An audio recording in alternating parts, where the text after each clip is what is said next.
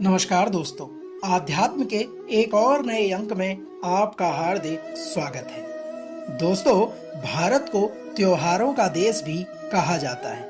हर मौसम अपने साथ कई त्योहार लेकर आता है। साथियों, सावन का महीना भी कई त्योहारों को लेकर आता है, जिसमें से खास है हरियाली तीज। जैसा कि नाम से ही विदित है कि मौसम में हरियाली की शुरुआत करने वाले त्योहार को हरियाली तीज के नाम से मनाया जाता है। दोस्तों, शिव और पार्वती के पुनर्मिलाप के उपलक्ष्य में मनाए जाने वाले हरियाली तीज के त्योहार के बारे में मान्यता है कि मां पार्वती ने 107 जन्म लिए थे। भगवान शंकर को पति के रूप में पाने के लिए उन्होंने कठोर तपस्या की थी।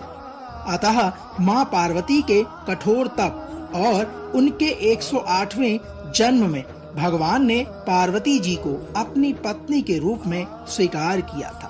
तभी से ऐसी मान्यता है कि इस व्रत को करने से मां पार्वती प्रसन्न होकर पतियों को दीर्घायु होने का आशीर्वाद प्रदान करती है। इसी अंक को लेकर आज हम हरियाली तीज के त्योहार, उसकी कथा और पूजन विधि के बारे में विस्तार पूर्वक आपसे वर्णन करते हैं।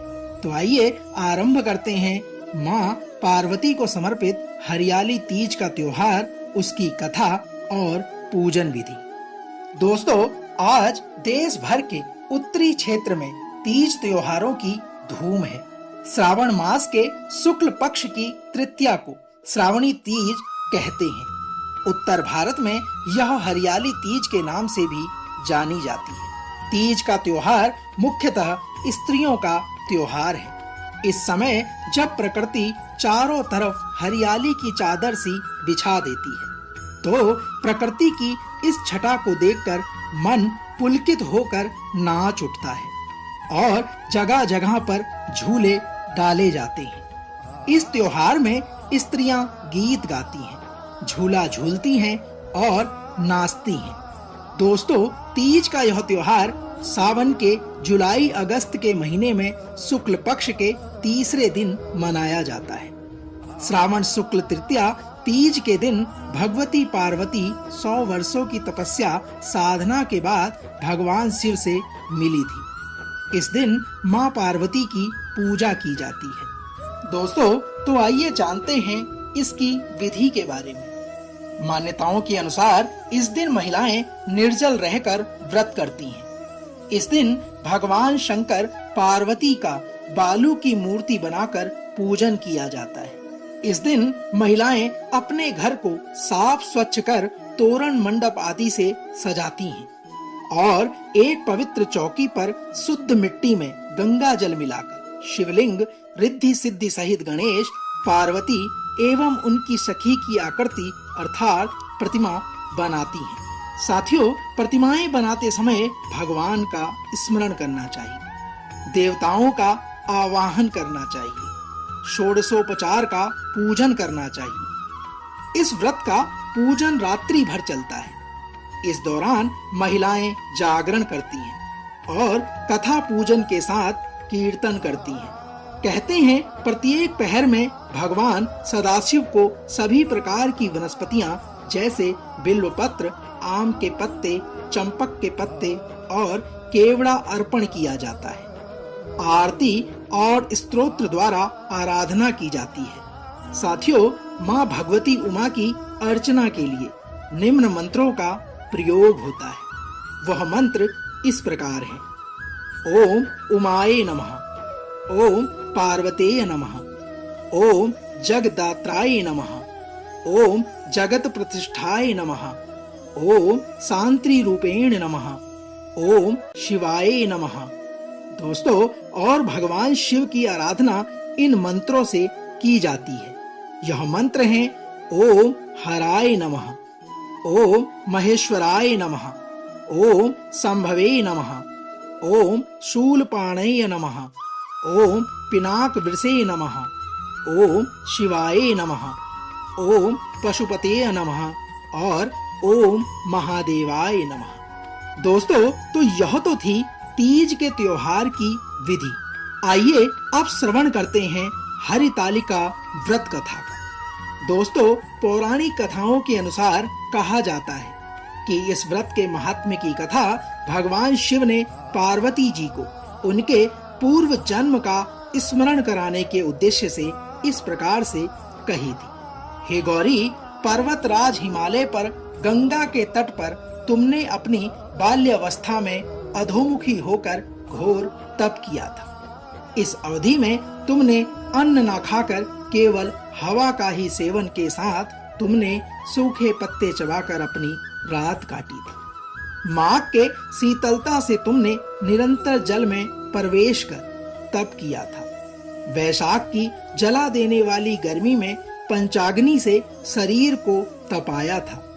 श्रावण की मूसलाधार वर्षा में खुले आसमान के नीचे बिना अन्न जल ग्रहण किए व्यतीत किया।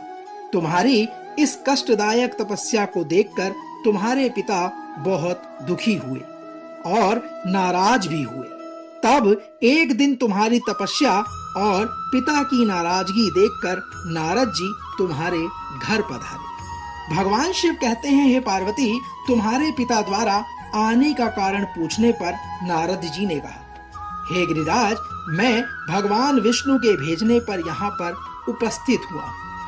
आपकी कन्या की घोर तपस्या से प्रसन्न होकर वह उससे विवाह करना चाहते हैं। इस बारे में मैं आपकी राय जानना चाहता हूँ। नारद जी के इस प्रकार के वचन सुनकर पर्वतराज अति प्रसन्नता के साथ बोले, श्रीमान नारद जी, यदि स्वयं विष्णु मेरी कन्या का वरण करना चाहते हैं तो मुझे क्या आपत्ति हो सकती है? वह तो साक्षात ब्रह्म है। यह तो हर पिता की इच्छा होती है कि उसकी पुत्री सुख संपदा से युक्त पति के घर की लक्ष्मी बने। साथियों, भगवान शिव आगे कहते हैं कि नारद जी तुम्हारे पिता की स्वीकृति पाकर विष्णु जी के पास चले गए और उन्हें विवाह तय होने का समाचार सुनाया। परंतु जब तुम्हें इस विवाह के बारे में पता चला तो तुम्हारे दुख का ठिकाना ना रहा। तुम्हें इस प्रकार से दुखी देखकर तुम्हारी एक सहेली ने तुम्हारे दुख का कारण पूछने पर तुमने उसे बताया, मैंने सच्चे मन से भगवान शिव का वरण किया है, किंतु मेरे पिता ने मेरा विवाह विष्णु के साथ तय कर दिया है। मैं विचित्र धर्म संकट में पड़ गई हूँ। अब मेरे पास प्राण त्याग देने के अलावा कोई और उपाय नहीं बचा। भगवान शिव कहते हैं, हे पार्वती, तुम्हारी सखी बहुत ही समझदार थी। उसने कहा, प्राण छोड़ने का यह कारण ही क्या है? संकट के समय धैर्य से काम लेना चाहिए। भारतीय नारी के जीवन की सार्थकता इसी में है कि जिसे मन से पति रूप में एक बार व्रण कर लिया, जीवन पर्यंत उसी से निर्वाह करे। सच्ची आस्था और एक निष्ठा के समक्ष तो भगवान भी असहाय हैं। मैं तुम्हें घनघोर वन में ले चलती हूँ, जो साधना थल भी कहा जाता है, और जहाँ तुम्हारे पिता तुम्हें कभी खोज भी नहीं पाएंगे। मुझे पूर्ण विश्वास है कि ईश्वर अवश्य ही तुम्हारी सहायता करेंगे। अपनी सखी के इस प्रकार के वचन कहने पर पार्वती ने ऐसा ही किया।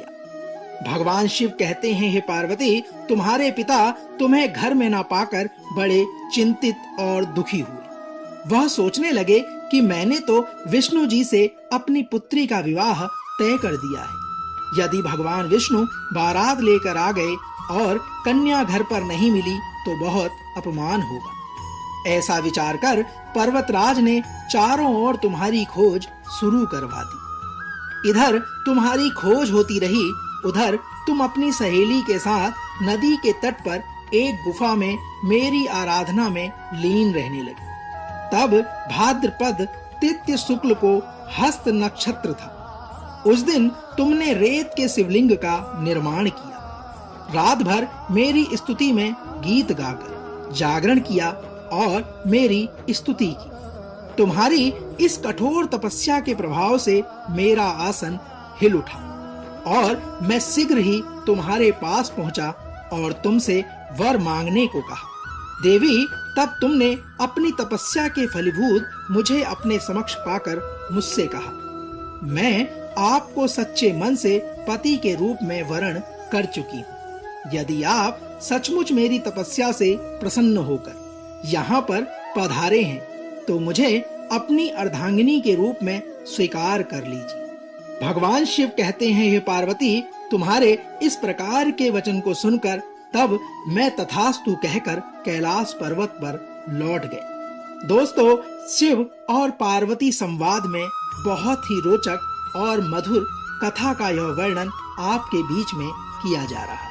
भगवान शिव कहते हैं, हे पार्वती, प्रातः होते ही तुमने पूजा की समस्त सामग्री नदी में प्रवाहित करके अपनी सखी सहित व्रत का वरण किया। उसी समय गिरिराज अपने बंधु बांधवों के साथ तुम्हें खोजते हुए वहां पहुंचे और तुम्हारी दशा को देखकर अत्यंत दुखी हुए और तुम्हारी इस कठोर तपस्या का कारण पूछा।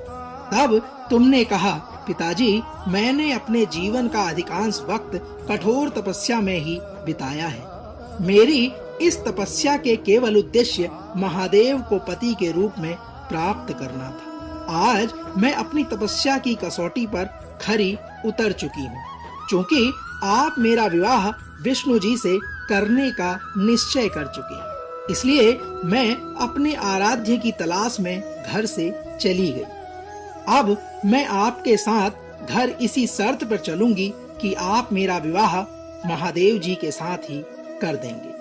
तब पर्वतराज ने तुम्हारी इच्छा स्वीकार कर ली और तुम्हें घर वापस ले गए।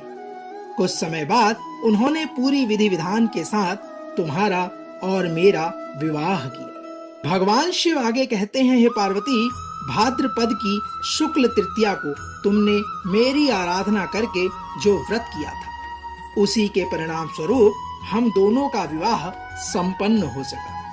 इस व्रत का महत्व यही है कि मैं इस व्रत को पूर्ण निष्ठा से करने वाली प्रत्येक स्त्री को मनवांछित फल प्रदान करता हूँ। दोस्तों, भगवान शिव ने पार्वती से कहा कि इस व्रत का जो भी स्त्री पूर्ण श्रद्धा से निर्वाहन करेगी, उसे तुम्हारी तरह अटल सुहाग प्राप्त होगा। साथियों, इस व्रत को हरितालिका इसलिए कहा जाता है क्योंकि पार्वती की सखी उन्हें पिता और परदेश से हर कर जंगल में ले गई। हरित अर्थात हरण करना और तालिका अर्थात सखी, यही इसका विधि और कथा का महत्वपूर्ण सार है। दोस्तों, तो यह थी हरियाली तीज को समर्पित हरतालिका तीज व्रत एवं पूजा विधि का सार। हम आशा करते हैं कि जिस प्रकार भगवान शिव ने मां पार्वती की कठोर तपस्या से प्रसन्न होकर उन्हें पत्नी रूप में स्वीकार किया और उन्हें अटल सौभाग्य प्रदान किया, उसी प्रकार भगवान महादेव और मां पार्वती का आशीर्वाद आप पर सदैव यूं ही बना रहे। हम आशा करते हैं कि आज का यह अंक आपको अवश्य पसंद आया होगा। कल एक और नए अंक के साथ फिर आपसे होगी मुलाकात। तब तक जय मां पार्वती, हर हर महादेव।